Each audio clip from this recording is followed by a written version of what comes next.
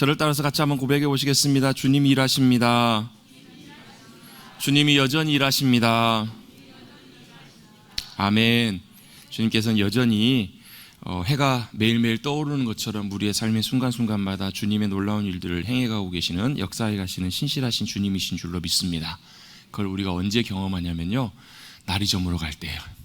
또 빈들에서 걷고 있을 때, 또 빈손으로 아무것도 할 수 없을 때, 또 우리 손에 아무것도 할 수 없음을 깨닫게 될 때, 빈손으로 걸을 때, 그럴 때 내 힘으로 그 일들이 안 됨을 경험할 때, 그때 우리가 뭘 하게 되냐면요, 주님을 신뢰하고 의지하고 주님 앞에 믿음으로 기도하며 나갈 수밖에 없을 때, 그때 주님께서 일하고 계심을 우리에게 보여주시고 알게 해주시는 줄로 믿습니다. 여전히 신실하게 일하시는 그 주님 믿음으로 꼭 붙잡고 승리하며 나가시는 사랑하는 귀한 믿음의 백성들, 우리 귀한 주님의 자녀들, 머리털교회 성도님들이 되시기를 간절히 바랍니다. 그런 의미로 옆에 계신 분들과 인사하겠습니다. 한 주 동안 평안하셨습니까? 평안하셨습니까? 여러분 한 주 동안 왜 평안하셨는 줄 아세요? 물론 복잡하게 지내신 분들도 계시겠죠. 근데 그 평안할 수 있었던 이유는 주님의 손길이 저와 여러분을 붙들고 계셨기 때문에, 일주일의 모든 삶의 순간순간마다 우리의 호흡과 모든 것을 다 붙잡아 주셨기 때문에 가능했다라는 거예요. 여러분 기계도요, 한치의 오차 없이 돌아가야 기계가 망가지지 않지, 여러분 하나 부속 하나, 부품 하나, 문제 하나 생기기 시작하면요, 그 기계 작동하는 것이 여러분 정상적으로 작동하지가 않습니다. 저희 아내가 어제 갑자기 밤에 문자가 왔어요. 큰일 났다고, 전기가 떨어졌다고. 저희 셔츠를 다리고 있었나 봐요. 다리미질을 하고 있는데 갑자기 전기가 다 떨어져서 나가봤더니 차단기가 이렇게 내려가 있었대요. 왜 차단기가 떨어졌는지 몰라요. 꼭 제가 없을 때만 그렇게 떨어진대요. 그래서 제가 속으로 내가 맨날 있어야만 되겠구만. 여러분 이유는 잘 몰라요. 근데 뭔지는 알아요. 왜요? 어디인가 뭔가 문제가 있기 때문에 차단이 되는 것, 그렇지 않을까요? 뭔가 문제가 있기 때문에 그런 거거든요. 여러분 마찬가지입니다. 우리의 인생도, 우리의 삶의 모든 것들도 우리의 눈으로 볼 때는 지금 비록 안전해 보이지는 않아도요, 주님이 우리의 삶에 하나하나를 붙들고 계시고 인도하고 계시기 때문에 지금 이것이 하나하나 이렇게 다 돌아가고 있는 거잖아요. 여러분 이것을 실제로 저와 여러분의 삶을 통해서 경험해 가시는 산 믿음으로 살아가시는 귀한 믿음의 백성들 되시기를 주님의 이름으로 축복합니다. 이게 여러분 남의 얘기가 되면요, 여러분 우리는 믿음으로 삶을 살아가고 있는 것이 아니에요. 때때로 물론 그렇기 때문에 절망하고, 그렇기 때문에 낙담하고 답답할 때가 있거든요.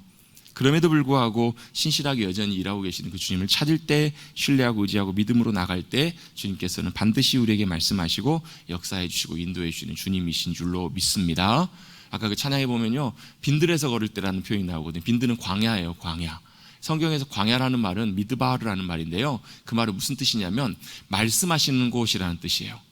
미드바르, 다바르라는 말이 말씀하시다 이런 뜻인데, 광야가 뭐 하는 곳이냐면요, 주님이 말씀하시는 곳이에요. 여러분 예수님이 공생의 사역을 시작하시기 전에 제일 먼저 가셨던 곳이 어디냐면요, 광야 가셨어요. 광야에서 40일 동안 드시지도 않고 금식하시면서 뭐 하셨냐면요, 하나님과 채널을 맞추는, 아버지 하나님의 음성을 듣고 아버지 하나님과 마음을 맞추는 그 시간들을 가지셨다라는 거예요.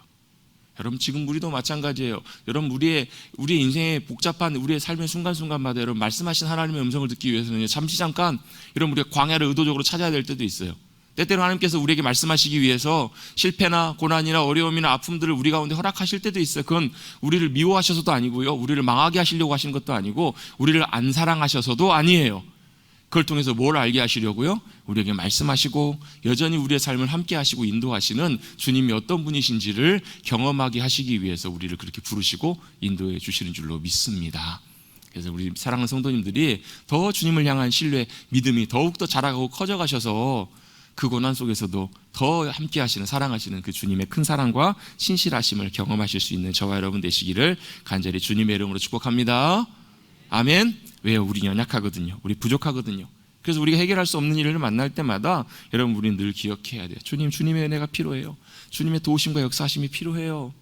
그래서 여러분 우리가 그렇게 믿음의 그 자리에 나가게 될 때 함께 하시고 만나주시는 주님의 귀한 은혜가 우리의 삶을 붙들어 주시고 승리케 해주실 줄로 믿습니다. 아멘. 그렇게 믿고 나가시는 우리 모두가 되기를 바랍니다. 여러분 우리 인생 살아가면서 중요한 것들이 참 많이 있습니다. 하나님께서 우리에게 주시는 은혜, 하나님께서 우리에게 주시는 평안, 기쁨, 소망, 그 모든 것들이 다 필요해요. 사람은 떡으로만 먹고 사는 것이 아니거든요. 잘 먹고 좋은 거 먹고 누릴 수 있는 거 다 누리고 살면 행복할 것 같은데, 실제로는 여러분 채워지지 않는 공허함들이 있어요. 채워지지 않는 만족되지 않는 그런 비어있는 공간들이 다 있거든요. 다 이룬 것 같은데 여전히 만만치가 않아요. 다 된 것 같은데 여전히 공허하고, 오히려 더 많이 가지면 가질수록 그 공허함이 더 커져가고요. 더 성공하면 성공할수록 더 마음이 괴로워지고 어려워지는 것들이 여러분 우리의 인생이거든요. 왜요? 우리의 인생에 깊은 곳에 가장 채워줘야 될 것들은 주님이 하늘의 것들로 채워주셔야만 채워지는 것이 있어요. 대표적인 것이 뭐냐면 은혜예요. 은혜는 뭐예요? 하나님이 함께 하심 도우심이에요. 하나님의 선물이에요. 은혜가 뭐라고요? 하나님의 선물이라고요. 하나님 우리에게 뭘 선물로 주셨어요? 같이 따라 고백하고 있습니다. 구원도 하나님께서 은혜로 선물로 주셨어요. 왜요? 우리가 아무리 노력한다고 여러분 우리가 구원받는 자리까지 나아갈 수가 없어요. 우리는 도저히 아무리 우리 많이 노래하는 것처럼 돈으로도 못 가요. 지식으로도 못 가요. 명예로도 못 가요. 권력으로도 못 가요. 하나님의 나라는 뭘로만 가는 거예요? 하나님의 은혜로 주시는 선물로만. 그래서 하나님께서 우리를 어떻게 해요? 하나님의 자녀 삼아 주셨다라는 거예요. 그 주님의 귀한 은혜의 선물을 받고 예수 그리스도를 믿는 자들에게는 하나님의 자녀가 되는 놀라운 권세와 은혜를 주신 줄로 믿습니다. 다시 거듭나는 거예요. 다시 뭘로요? 하나님의 자녀로. 자, 옆에 계신 분들 보시면서 한번 인사 한번 나누고 다시 한번 이렇게 말씀 한번 나누겠습니다. 우와, 당신은 하나님의 귀한 자녀이십니다.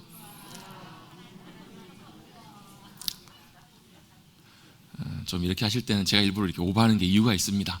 좀 정신도 좀 차리시고 하나님 말씀 앞에 좀 집중하기 위해서 그러는 거거든요. 하나님이 우리를 하나님의 자녀 삼아주셨다는 것은 우리가 다시 태어나는 거예요. 거듭나는 거예요. 여러분 다시 태어나고 싶다고 내가 죽으면 다시 태어날 수 있을까요? 아니요, 불가능해요.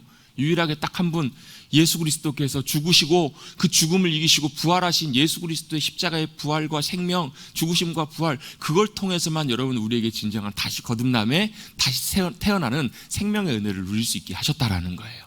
그게 뭐라고요? 그게 바로 우리에게 선물로 주신 은혜로 우리에게 주신 구원의 선물이에요. 근데요, 하나님께서 우리에게 구원만 은혜로 선물로 주신 것이 아니고 뭐 또 우리에게 주셨냐면 주님의 능력, 권세, 주님의 놀라운 역사하심, 주님의 놀라운 위대하심, 그 모든 것들을 우리에게 선물로 주기를 원하세요. 그게 뭐예요? 그게 은혜예요. 그래서 그 은혜를 누린 사람은요, 그 은혜를 받은 사람은 어때요? 승리할 수 있어요. 사도 바울이 억울하게 복음 전하다가 자기 잘못한 것도 없는데, 특히 로마 사람은 함부로 판단받지 않고 죄가 재판으로 결정나지 않는 이상 뭐 신문당하거나 구금되거나 이래서는 안 되는데 억울하게 매를 맞고 신문을 당하고 감옥에 gat혔어요. 여러분 같으면 어떠시겠어요? 저 같으면 이럴지도 모르겠어요. 막 뚜껑 열리고 열받아가지고 막 이럴지도 모르겠어요. 근데요, 그 사도 바울에게 뭐가 임해요? 하나님의 은혜가 함께 해주세요. 하나님의 은혜가 사실 그 상황 속에서 그 심령 속에 임했더니요, 그의 입에서 원망과 불평이 아니라 뭐가 나오냐면요, 찬송 소리가 나오기 시작해요. 찬송과 감사와 기도가 나오기 시작해요. 여러분, 우리 사랑하는 우리 모든 성도님들에게 하나님의 은혜가 임하여 주셔서 우리의 입술에서 주님을 향한 기쁨과 감사와 찬송의 고백이 나올 수 있게 되기를 축복합니다. 아멘. 기도의 고백으로 주님을 높일 수 있게 되기를 간절히 바랍니다. 그거요, 우리 노력한다고 안 돼요. 하나님의 은혜가 함께해 주실 때 주님의 권세와 능력이 우리를 그렇게 새롭게 하세요. 바꿔주세요. 그것만 끝나나요? 아니요. 거기에 지진이 일어나요. 근데 그 지진은 일반적인 지진은 아니었던 것 같아요. 왜? 일반적인 지진이었으면 다 무너져야 되잖아요. 근데 뭐만요? 묶고 있었던 쇠사슬과 착고와 닫혀 있었던 감옥문만 열려요, 여러분. 이게 뭐예요? 주님이 모든 묶어 있었던 결박을 다 깨트려 주시는 거잖아요. 여러분, 주님의 은혜가 임할 때 이 모든 어둠의 결박들이 깨어질 줄로 믿습니다. 특별히 사랑하는 성도님들, 삶의 자리 가운데 10년 가운데 어둠의 권세가 여전히 누르고 묶고 있는 그런 눌려있는 그런 분들이 계실 텐데요, 주님의 놀라운 은혜가 함께 해주셔서 그 모든 결박과 막혀있는 담들이 활짝 무너지는 귀한 복된 역사가 나타나시기를 주님의 이름으로 축복합니다. 이게 주님의 은혜가 함께 해주시는 거예요. 또 주님의 평강이 함께 해주시면 어떤 일이 벌어지냐면요, 우리가 요동치 않아요. 흔들리지 않아요. 여러분, 마귀는 끊임없이 우리를 흔들거든요. 끊임없이 우리를 넘어뜨리기 위해서 끊임없이 흔들어요. 여러분, 흔들리면 어때요? 흔들리면 어때요? 어지러워요. 정신이 없어요. 여러분, 어지러워 죽겠는데 운전이 가능해요? 안 돼요? 여러분, 어지러울 때 운전하면 큰일 나잖아요. 사고 나잖아요. 왜? 바로 못 가요. 어지러우니까 여러분, 우리의 삶에, 우리의 인생에 뭐가 들어오냐면 혼돈이 들어오기 시작해요. 우리의 삶이 혼란스러워요. 마음이 막 불안해요. 염려가 생기기 시작해요. 근데 그때 누가요? 주님의 평강이, 하늘의 평강이 우리의 마음속에 부어지게 되면 평강은 뭐 하는 거예요? 붙잡아 주시는 거예요. 흔들리지 않도록. 여러분, 주님께서 평강의 손길로 저와 여러분의 심령과 마음과 생각과 모든 것들을 붙들어 주시기를 간절히 바랍니다. 이게 바로 주님께서 우리에게 귀하게 주시는 은혜의 선물들이라는 거예요. 이게 바로 어디서부터 오는가? 주님과의 만남을 통해서 우리의 삶 가운데 나타납니다.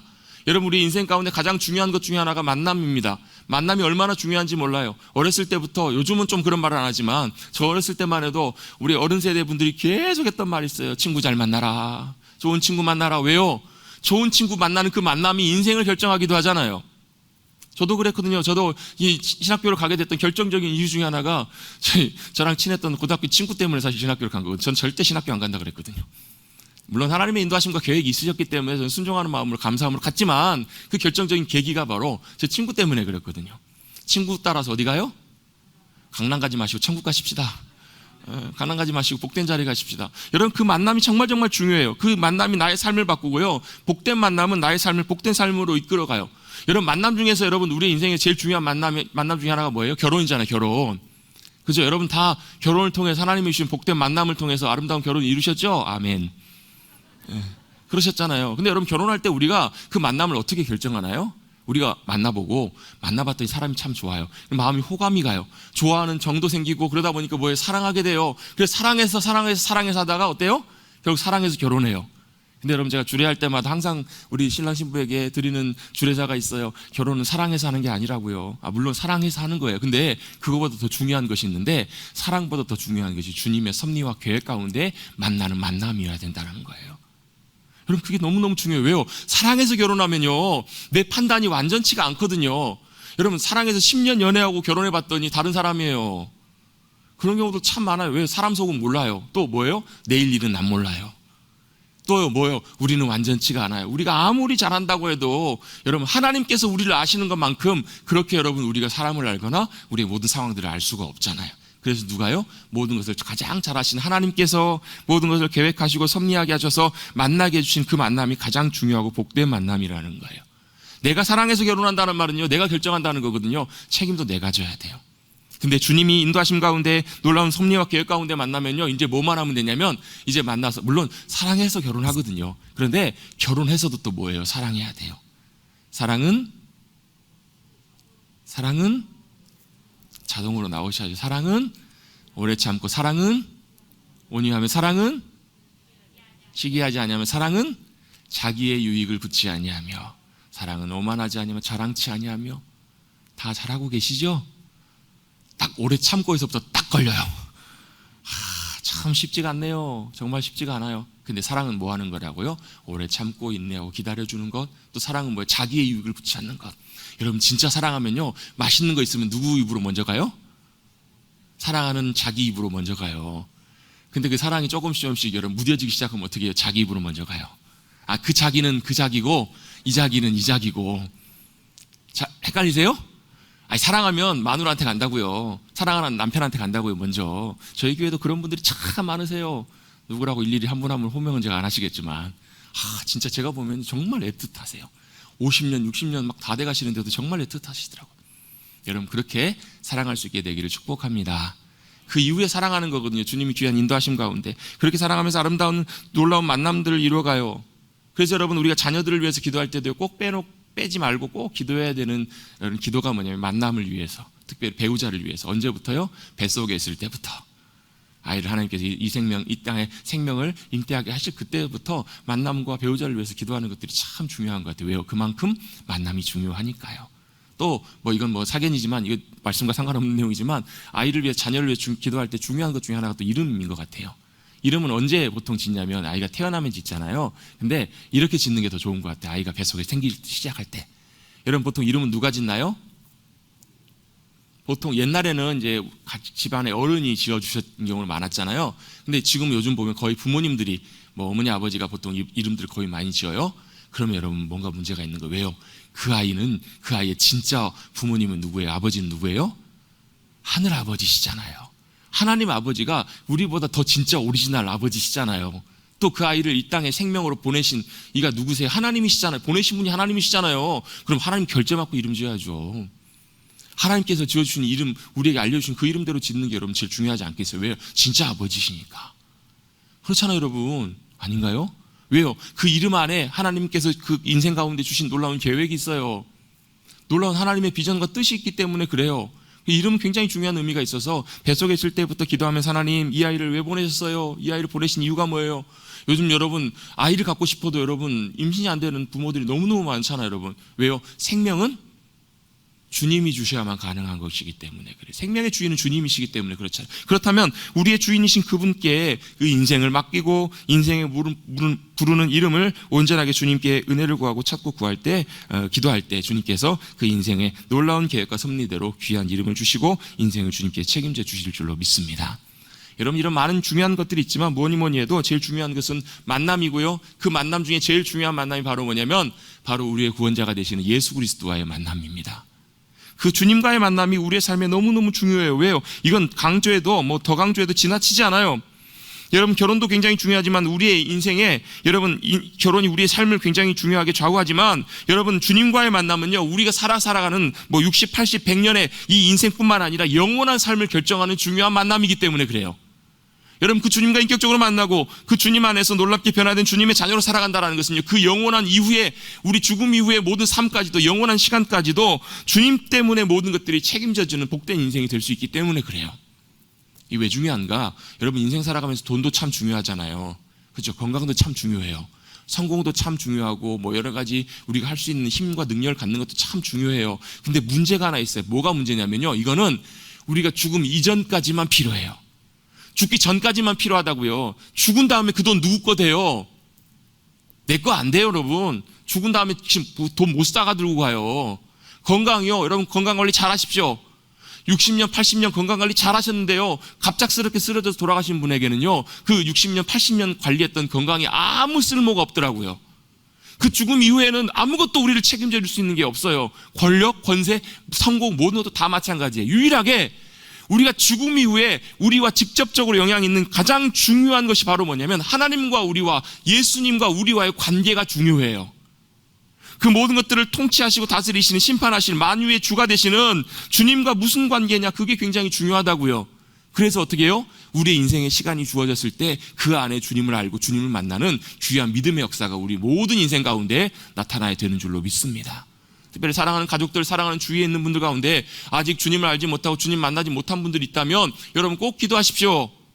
그리고 우리의 삶으로 증거하시고 보여주십시오. 주님 살아계시고 여전히 역사하시며 우리를 사랑하셔서 영원한 생명을 주기를 원하시는 주님이시라고. 아멘?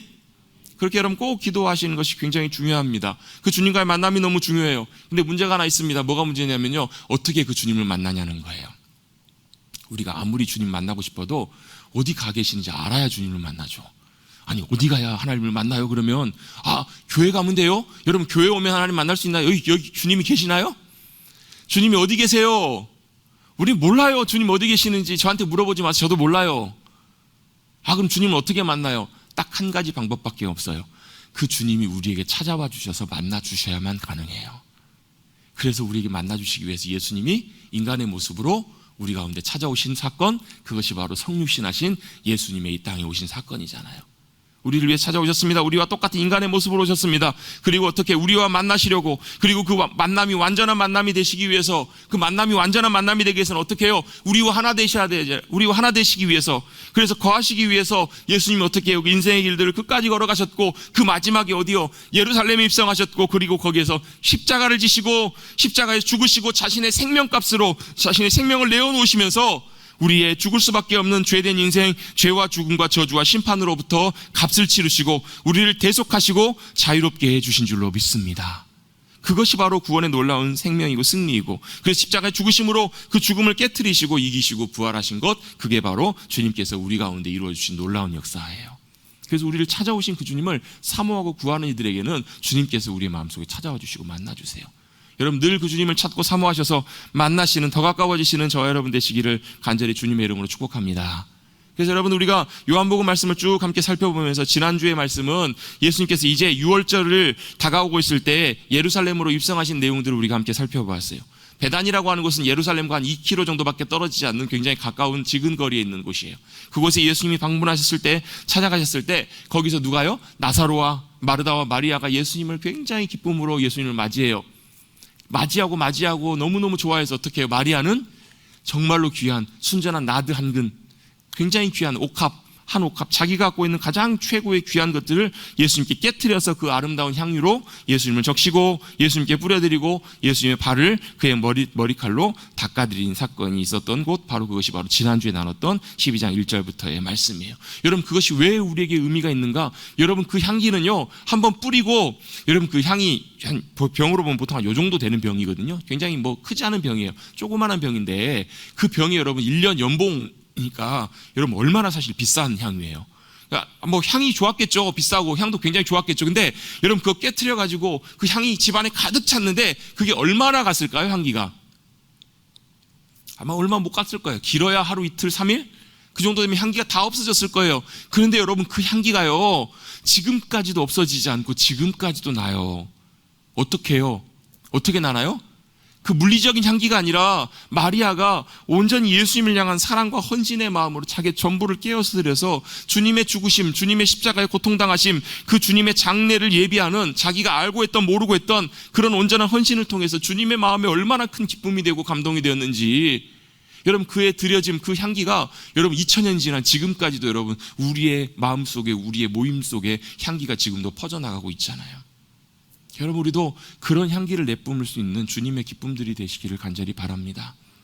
여러분, 그 향기가 얼마나 복된 향기인지 몰라요. 그것이 가능하기 위해서는 우리의 영혼이 우리의 더 자라고 성숙하고, 그래서 주님을 더 사랑하게 될 때 그게 가능하다, 이렇게 함께 말씀을 우리 지난주에 함께 나눴습니다. 그리고 나서 이제 예수님께서 진짜 이제 예루살렘으로 올라가신 내용들이 오늘 본문에 등장하게 됩니다. 여러분, 예루살렘이라고 하는 곳은 그냥 단순히 지리적인 그냥 도시, 지리적인 뭐 이스라엘의 수도, 거기에 국한되는 그런 지역만이 아닙니다. 그것은 하나님께서 다윗의 후손으로 오셔서 영원한 하나님의 나라로 세우실 그 이스라엘, 그 하나님의 나라의 가장 중요한 그 하나님의 성전 임재가 머무시는 곳이었고요, 가장 의미 있고 중요한 곳이 바로 예루살렘이었습니다. 그곳으로 예수님께서 이제 향하여 올라가고 계십니다. 어떻게 올라가고 계시는가? 뭘 타고 올라가고 계세요? 어린 나귀 새끼를 타고 예수님께서 예루살렘으로 올라가셨다. 오늘 본문은 그렇게 우리에게 말씀해 주고 있습니다. 먼저 그 내용을 다루기 전에 잠깐 우리 앞에 읽었던 내용들을 잠깐 보고 가겠는데요. 9절부터 11절까지 말씀해 보면, 유대인의 큰 무리가 예수님 계신 줄을 알고 예수만 보기 위하여가 아니라 죽은 자 가운데 살리신 나사로를 보려고 사람들이 많이 몰려오게 돼요. 사람들이 많이 몰려왔습니다. 그리고 예수님도 보고 나사로도 봐요. 여기까지만 보면 에이, 예수님을 보러 가야지 무슨 나사로를 보러 가냐, 이렇게 생각하기 쉬운데요, 그 뒤에 이런 표현이 나옵니다. 11절입니다. 나사로 때문에 많은 유대인이 가서 예수를 믿음이러라, 이렇게 표현되어 있습니다. 제가 어떤 책을 읽다 보니까 어떤 목사님 설교 중에 이런 내용들이 나와요. 한 목사님이 젊었을 때 이 본문 이 내용을 읽었는데 이게 너무너무 감동이 되더라는 거예요. 왜 감동이 되는가 봤더니 나사로 때문에 많은 사람들이 예수님을 믿었더라, 이게 너무 감동이 돼서 자신도 그러고 싶더라는 거예요. 누구누구 때문에, 자신 때문에 많은 사람들이 와서 예수님을 믿었더라, 이랬으면 너무너무 좋겠다라는 그런 열망과 소망이 생기시더라는 거예요. 실제로 그분은 자신의 삶을 통해서 정말 많은 분들을 주님께로 인도하고 예수님을 믿게 하는 귀한 통로로 주님께 사용해 주셨거든요. 우리도 이랬으면 좋겠다. 누구누구 때문에. 누구 때문에요? 나사로 때문에. 또 누구 때문에요? 나 때문에. 누구 때문에? 하기 싫으신가 봐요. 여러분, 한 사람 한 사람 때문에 많은 사람들이 예수님 앞에 나와서 예수님을 알고 예수님을 믿게 되는, 그래서 여러분 예수님 믿는 구원의 감격과 기쁨이 저와 여러분의 삶에 넘쳐나는 그런 복된 인생이 되기를 원하십니까? 원하시지 않으세요? 여러분, 그게 여러분 얼마나 영광스러운지 몰라요. 다니엘 12장 말씀에 보면요, 많은 사람들을 옳은 대로 돌아오게 하는 자는 별과 같이 영원하게 빛나리래요. 여러분, 별이 영어로 뭐예요? 스타예요, 스타. 하나님 나라의 영원한 주님의 기쁨이 되는 스타, 주님을 정말로 기쁨으로 주님을 기쁘시게 해드릴 수 있는 나사로와 같은 저와 여러분이 되기를 간절히 바랍니다. 여러분께 얼마나 복된지 몰라요. 그리고 나서 이제 예수님께서 예루살렘으로 올라가신다는 소식을 듣고 많은 사람들이 나옵니다. 우리 13절 말씀 같이 한 목소리 한번 같이 읽어보겠습니다. 시작.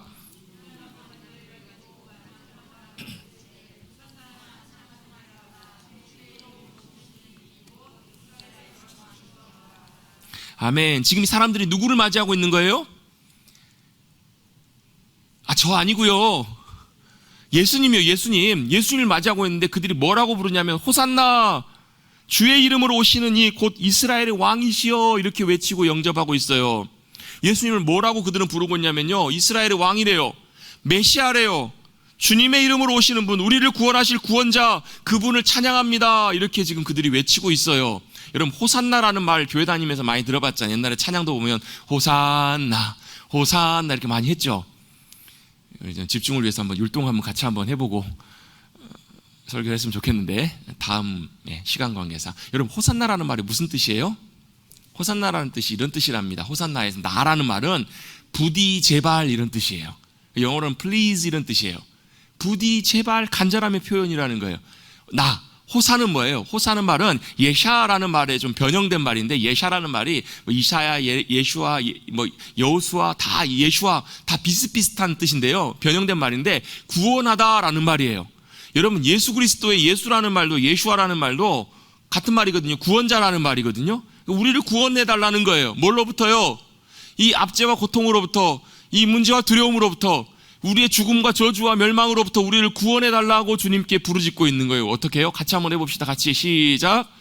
호산나, 호산나, 우리를 좀 구원해 주십시오. 이 모든 상황들로부터. 여러분, 참 답답하시고 힘드신다면 여러분 그 순간에 여러분 호산나 한번 불러보세요. 외쳐보세요. 주님, 우리를 구원해 주십시오. 주님은요, 우리의 영혼과 우리의 영원한 삶을 책임지시고 구원하실 뿐만 아니라 우리의 삶의 순간순간마다 오셔서 그 삶의 해답이 되어주시고, 그 삶의 인생의 길이 되어주시고, 그 삶을 비추시는 진리가 되어주셔서 우리를 그곳으로부터 꺼내주시고 건져주시는 진정한 영원한 삶의 구원자가 되어주시는 줄로 믿습니다. 사람들이 그걸 외치고 있어요. 호산나, 주의 이름으로 오시는 이여, 이스라엘의 왕이시여. 지금 누굴 영접하고 있는 거예요? 왕을 영접하고 있는 거예요. 예수님이 지금 무슨 행차를 하고 계시는 거예요? 왕으로 예루살렘으로 입성하고 계세요. 근데 그 행색과 모습이 어때요? 여러분, 일반적으로 왕이 행차하면 어때야 돼요? 옛날로 치면 막 크고 막 아름다운 엄청난 큰 백마를 타시고, 그죠? 백마를 타야 좀 더 왕 같잖아요, 여러분. 큰 위험 있는 왕을 타시고, 그 주변에는 호위병들이 쫙 도열을 해서 정말로 위험차게, 정말로 웅장하게 멋지게 그렇게 왕이 행차를 해야 되잖아요.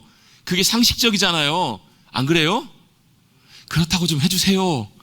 예, 그래요. 근데 예수님께서는 어떤 모습으로 가시냐면, 아무도 안 타본 어린 나귀, 그러니까 나귀가 커봐야 얼마나 크겠어요. 아직 사실 나귀 구실도 못하는, 짐도 제대로 못 실는 아주 어린 나귀, 첫 주인으로, 첫 손님으로 예수님을 모시고 지금 예루살렘으로 올라가고 있어요.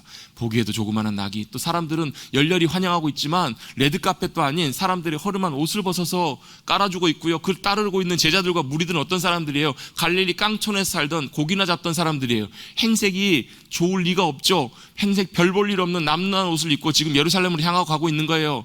이런 생각을 한번 해볼게요. 그 당시에 총독이었던 빌라도 총독이 이렇게 보고를 받는 거예요. 총독님, 지금 이스라엘의 왕이라고 하는 사람이 예루살렘으로 오고 있습니다. 예수라는 사람이 입성하고 있습니다. 큰일 날 일이잖아요. 왜요? 로마의 왕은 시저 카이사르인데.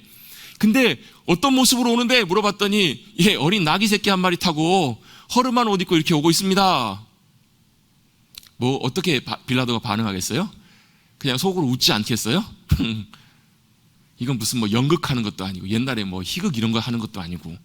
여러분, 왕이라고 하면요, 그런 위험 있는 모습으로 그렇게 사실을 도성으로 입성하고 그렇게 행렬해야 될 텐데, 예수님께서 어찌 보면 정말로 우스꽝스러운 별 볼 일 없는 모습으로, 초라하고 행색이 그런 모습으로 예루살렘으로 올라가고 계세요. 그나마 많은 사람들이 그래도 나와서 환호하고 예수님을 맞이했던 이유를 성경은 이렇게 설명하십니다. 뭐라고 설명하시냐면 17절 18절에 보시면, 예수님께서 죽은 나사로를 무덤에서부터 불러내어 살리실 때 그것을 보았던 사람들의 증언을 듣고, 많은 무리도 그 죽은 자도 살리신 그 표적을 듣고 예수님 앞에 나와서 환호하고 있었기 때문에 그나마 조금 많은 사람들이 나와서 영접했던 거예요. 생각해 보세요, 여러분. 죽은 사람을 살려요.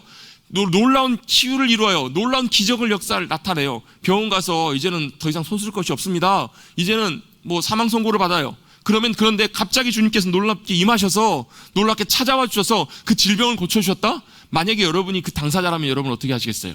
만약에 여러분 그걸 직접 목격했던 목격자라면 어떻게 하시겠어요, 여러분? 아마 세계 신기록이, 높이뛰기 신기록이 2m 40 얼마가 되는데요, 아마 그거 헐쩍 뛰어넘을 만큼 방방 뛸지도 모르겠어요. 이 사람들이 그걸 보고 여러분 열광한 거예요. 감격한 거예요. 그러면서 예수님을 그렇게 기쁨으로 맞이하고 있는 사람들이 열광이 있어서 그렇지, 실제로 예수님이 타고 오시는, 나귀를 타고 오시는 그 모습은 실제로 보면 왕의 모습과는 조금 달라 보이는 다른 모습으로 예수님께서 그렇게 행차하고 계시더라는 거예요. 이유가 있습니다. 왜 예수님께서 그렇게 어린 나귀 새끼를 타고 예루살렘으로 정말 대단한 모습이 아닌 초라한 모습으로 입성하셨을까? 몇 가지가 있는데, 첫 번째로 중요한 이유 중에 하나가 바로 뭐냐면, 예수님께서는 하나님의 말씀을 성취하시기 위해서, 하신 말씀 약속을 그대로 성취하시기 위해서 그렇게 하셨다라는 거예요. 예수님께서 어린 나귀를 타고 오신 것은 다른 이유가 아니라, 하나님께서 미리 예수님이 오시기 전에 스가랴라고 하는 선지자를 통해서 그 이전에 예수님께서 한 400~500년 전에 미리 하나님께서 말씀하셨던 거예요. 어떻게 해요? 예수님께서 예루살렘을 입성하실 때는 어린 나귀 새끼를 타고 오실 것이다, 평화의 왕으로 오실 것이다, 겸손하게 오실 것이다, 그것을 주님께서 미리 말씀하셨어요. 예수님께서 왜 어린 나귀 새끼를 타고 입성하셨는가? 이유는 간단해요. 하나님이 말씀하신 대로 그대로 순종하셔서 말씀하신 대로 그대로 행하셨기 때문에 예수님께서 나귀 새끼를 타고 그렇게 입성하신 거예요. 여러분, 이것이 굉장히 중요한 의미가 있습니다. 여러분, 하나님께서 가장 기뻐하시는 것이 뭐냐면요, 하나님이 말씀하시는 그대로 따라가는 것, 그대로 순종해서 사는 것. 그래서 하나님의 아버지의 말씀하심과 약속이 나의 순종과 나의 삶을 통해서 그대로 나타나고 성취되는 것, 그거 여러분 하나님께서 제일 기뻐하시는 거거든요. 왜요? 이게 바로 하나님의 나라의 원리이기 때문에 그렇습니다. 같이 한번 고백해 보겠습니다. 말씀에 순종하는 삶은 하나님의 나라의 원리의 삶입니다. 하나님의 나라의 원리가 그래요. 그걸 어떻게 알아요? 창세기 1장에 보면 알아요. 창세기 1장에 보면 하나님께서 천지를 만드실 때 어떻게 만드시냐면, 어떻게 만드세요? 말씀하세요. 말씀하셨더니 그대로 돼요. 그랬더니 주님이 보시기에 심히 좋아하세요. 기뻐하셨다라는 거예요. 말씀하셨더니 그대로 되었어요. 그랬더니 주님 그걸 보시면서 너무너무 기뻐하세요. 여러분, 아이들한테도 그렇잖아요. 부모님들이 뭐예요? 공부 못해도 괜찮다, 다른 거 못해도 괜찮다, 뭐만 하면 된다? 엄마 말만 잘 들어라. 엄마 말만 잘 들어, 아빠 말만 잘 들어. 물론 그러면 속으로는 다 그래도 욕심이 있잖아요. 그래도 공부 잘하고 좋은 대학 가고 뭐 좋은 데 취직하고 다 그런 마음 다 있죠. 근데 말로는 그렇게 하시잖아요. 뭐라는 거예요? 엄마 아빠 말 잘 듣는 것이 부모의 가장 큰 기쁨이다. 이 마음이 어디서부터 온 마음인 줄 아세요? 이 하나님 아버지로부터 온 마음인 것 같아요. 제가 볼 때는. 왜? 하나님 그렇게 기뻐하시니까. 여러분, 다른 위대한 것, 많은 것 하는 것보다 주님이 진짜 기뻐하시고 원하시는 게 바로 뭔가, 우리에게 말씀하시고 그 말씀하심이 우리의 삶의 순종과 드려짐을 통해서 실제로 말씀하심들이 나타나기 시작할 때, 이루어지고 성취되기 시작할 때 주님께서 그걸 보면서 너무너무 기뻐하신다라는 거예요. 근데 문제가 하나 있어요. 그게 왜 안 되는가? 그걸 방해하는 것이 바로 죄예요. 죄. 죄는요, 딱 한마디로 정해보면 뭐가 죄냐면, 하나님의 질서가 아니라 내 질서대로 살려고 하는 것이 죄예요. 그 말은 뭐예요? 내가 원하는 대로, 내 마음대로 내가 판단하고 결정하는 거예요. 여러분, 내가 판단하고 내가 원하고 내가 결정하고 내가 내 마음대로 살아가는 것이, 여러분 왜 뭐가 문제냐면요, 이건 절대로 옳을 수 없고 의로울 수가 없다라는 거예요. 사람은 절대로 옳은 자리, 의로운 자리에 설 수가 없어요. 완벽하지도 않아요. 왜요? 우리는 창조주도 아니고 피조물이기 때문에. 여러분, 우리 하나님 앞에 우리 자신을 발견하면 발견할수록요, 뭘 깨닫게 되냐면 우리가 얼마나 연약하고 아무것도 아닌 존재인지를 더 분명하게 깨닫게 돼요. 그래서 어떻게 해요? 그래서 내가 주님의 말씀에 순종하는 것이 내게 참 큰 유익이고 복이다라는 것을 더 귀하게 깨닫게 되거든요. 여러분, 우리의 옳음이 아니라, 우리의 의가 아니라, 우리의 질서가 아니라 하나님의 질서대로 따라가면요, 거기에는 반드시 부으시는 하나님의 나라의 놀라운 열매들이 맺혀져요. 여러분, 하나님의 나라의 말씀에 순종하심으로 하나님의 나라의 귀한 질서 가운데 이루시는, 저와 여러분의 삶 가운데 나타내 주시는 하나님의 나라의 풍성한 열매와 결과들을 경험하시는 믿음의 백성들이 되시기를 간절히 바랍니다. 이게 바로 예수님께서 나귀를 타시고 순종하셔서 예루살렘에 입성하셨던 중요한 이유예요. 그 질서대로 따라가셨을 때 하나님의 나라가 놀랍게 이루어지는 유일한 길이 바로 뭐냐면, 그 길, 순종하는 길이기 때문에 그렇더라는 거예요. 하나님께서 하나님의 나라를 예수님의 삶을 통해서 완성해 주시는 귀한 모본을 주님께서 보여주신 거예요. 그래서 여러분, 예수님의 삶을 딱 한마디로 요약해 보면요, 이렇게 요약할 수 있습니다. 예수님은 이 땅에 하나님의 말씀을 성취하러 오신 분이시다. 예수님은 하나님의 말씀을 성취하러 이 땅 가운데 오셨다라는 거예요. 말씀하시고 약속을, 하나님의 말씀을 그대로 순종하심으로 그대로 보여주시는 삶. 실제로 여러분, 예수님도 사실 마음 먹고 좋은, 요즘으로 말하면 세단 타고 올라가실 수도 있으셨겠죠. 뭐 좋은 제네시스 큰 거 차 타고 들어가실 수 있으셨겠죠. 근데 요즘으로 말하면 무슨 차 타고 가신 거예요? 죄송합니다. 좀 비하해서 티코 타고 가신 거예요. 마티즈 타고 가신 거예요. 정말 작고 초라한 그 차를 타고 예수님께서 올라가시듯이 나귀를 타고 올라가시는 이유는 단순해요. 간단해요. 유일하게 뭐예요? 하나님 그렇게 말씀하셨기 때문에 그 말씀을 그대로 순종하고 삶을 통해서 보여주시기 위해서. 그래서 여러분, 예수님의 순종의 삶이요, 우리에게 분명하게 증거해주는 귀한 사실 하나가 있습니다. 그게 뭐냐면 하나님 아버지는 말씀하신 바를 그대로 이루시는 신실하신 분이시라는 거예요. 하나님은 말씀하신 바를 반드시 이루시는 신실하신 하나님이세요. 그걸 누가 증명해 보이세요? 예수님께서 증명해 보이셨어요. 그리고 이제는 저와 여러분에게 그 증명을 하도록 주님께서 저와 여러분을 부르고 계신다라는 거예요. 여러분, 하나님의 말씀하실 때 말씀하신 가운데 온전하게 순종해서 하나님의 나라를 놀랍게 성취하고 이뤄가시는 저와 여러분들이 모두가 되시기를 다시 한번 간절히 주님의 이름으로 축복합니다. 두 번째로 예수님께서 나귀를 타고, 어린 나귀 새끼를 타고 예루살렘에 입성하신 두 번째 이유가 있는데요. 두 번째 이유는 뭐냐면 예수님은 왕으로 오셨음에도 불구하고 먼저 겸손한 왕으로 섬기기 위하여 오셨음을 보여주시기 위해서 그렇게 하셨다라는 거예요.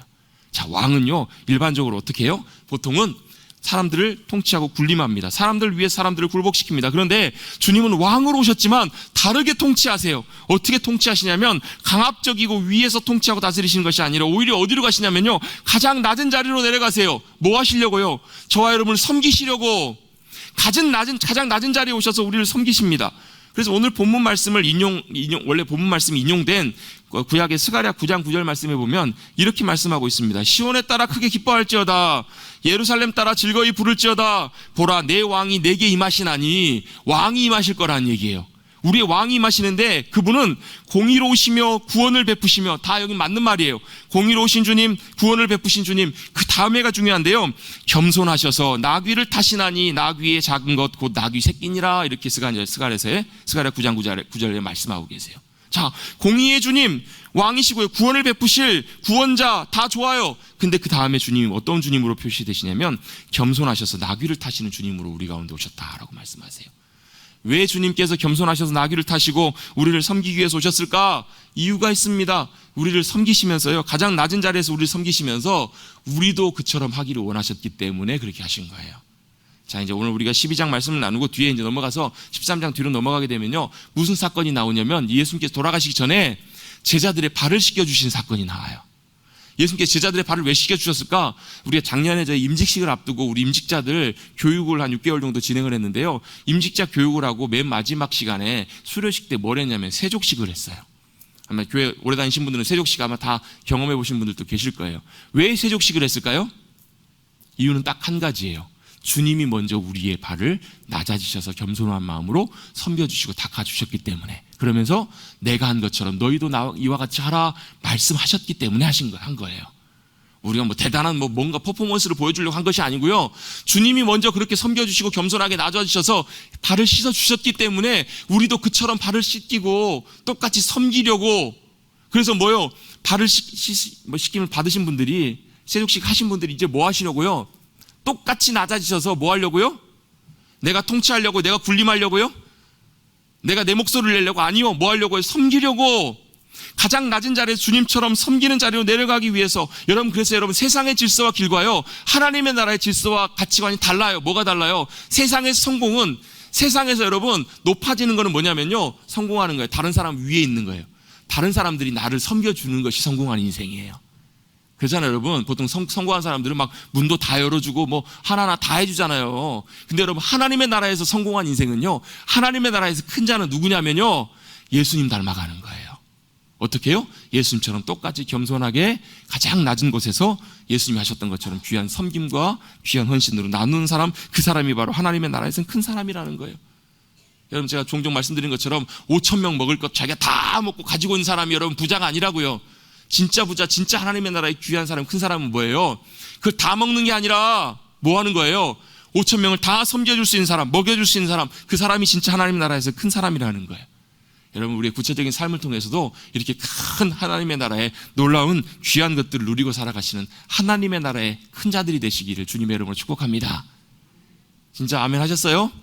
아멘 하신 분들은 어떻게 해요? 예수님처럼 똑같이 겸손하고 낮은 자의 모습으로 자기를 드러내는 것이 아니라, 예수님이 여러분 자신을 드러내시는데 관심이 없었어요. 볼품없고 정말로 아무것도 아닌 그런 모습으로 가셨지만, 여전히 그 낮은 자리에서 귀한 섬김의 본을 보여주신 것처럼 여러분 우리도 마찬가지로 그 주님 닮아 귀하게 섬기며 믿음으로 나가시는 복된 저와 여러분 되기를 간절히 바랍니다.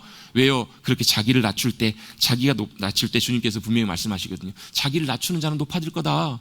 자기를 높이는 자는 낮아질 거다. 여러분 이거는요, 자기가 높아지기 위해서 낮아지는 이걸 말하는 것이 아니고요, 우리가 정말로 주님 닮아서 함께 자기를 부인하고 자기를 비우고 자기를 섬기며 주님 이루신 놀라운 일들을 본받고 나아가게 되면 결국 그것이 우리에게 너무나 큰 복이고 유익이 될 거다라는 것을 주님이 우리에게 말씀해 주시는 거예요. 여러분 다 누구나 다 인정받고 싶지, 여러분 자기 낮아지고 자기를 부인하기 참 쉽지가 않잖아요. 누가 나를 섬겨주고 칭찬해주고 이러면 참 좋잖아요. 근데 그게 아니라 어떻게 해요? 내가 오히려 낮아지고 자기를 부인하고 오히려 여러분 더 겸손하게 섬기는 자리에 나가게 될 때, 나를 드러내지 않을 때 주님과 더 가까워지시고 더 주님 닮아가는, 주님이 우리 가운데 함께해 주시는 귀한 열매를 우리 가운데 주님께서 허락해 주실 줄로 믿습니다. 아멘. 그게 바로 예수님께서 정말로 낙이 타시고 어린 낙이 타시고 겸손한 모습으로 입성하신 중요한 이유라는 거예요. 마지막입니다. 예수님께서 나귀를 타시고 예루살렘에 입성하신 중요한 이유가 있는데요, 바로 뭐냐면 주님께서 우리에게 놀라운 생명의 길을 열어주셔서 우리와 함께 하시기 위해서 예루살렘에 나귀 타고 입성하셨다라는 거예요. 우리에게 진짜 주님의 생명을 우리에게 실제로 주시기 위해서, 그 생명이 우리의 실제가 되기 위해서 주님께서는 진짜로 그 예루살렘에 올라가셨다라는 거예요. 여러분 예루살렘에 입성하신 이유를 우리는 너무너무 잘 알고 있어요. 예수님 예루살렘에 올라가신 목적, 인생의 목적은 여러분 딱 한 가지예요. 십자가에서 죽으시고 부활하심으로 하나님과 우리 사이에 막힌 담을 오시고 아버지께로 나갈 수 있는 길을 여시기 위해서 이 땅에 오셨고 그 길을 걸어가신 거잖아요. 절대 죄인으로서는 할 수 없는, 나갈 수 없는, 하나님 앞에 나갈 수 있는 그 길을 주님은 길을 열어주신 거예요. 해결해 주신 거예요. 그래서 여러분 예수님께 십자가에 돌아가실 때 여러 가지 일들이 일어나잖아요. 그 중에 하나가 뭐냐면 하나님의 성전에 여러분 휘장이, 그러니까 하나님의 지성소, 아무나 들어갈 수 없었던 성전의 휘장이 가로막고 있었던 천막 같은 두꺼운 천막이 어떻게 해요? 찢어져요. 근데 여러분 만약에 그걸 사람이 찢었으면 밑에서부터 찢어졌을 거예요. 근데 휘장이 어디서부터 찢어져요? 위에서부터 쫙 갈라져요. 주님께서 길을 여신 거예요. 주님 앞에 나아갈 수 있는 길을, 뿐만 아니라 그 주님께서 그 열려진 길을 통해서 생명이신, 능력이신 주님께서 우리 가운데 오실 수 있는 놀라운 길이 열렸다라는 거예요. 그 주님이 어디 계세요? 찾고 사모하고 구하는 이들 가운데 찾아오셔서 우리 안에 계시잖아요. 어떻게 해요? 우리 안에 계신 성령님을 통해서. 여러분 저 같이 한번 저를 따라 고백해 보겠습니다. 우리 안에, 내 안에 성령님이 계십니다. 아멘. 내 안에 너 있다가 아니라 우리 안에 누가 계신다고요?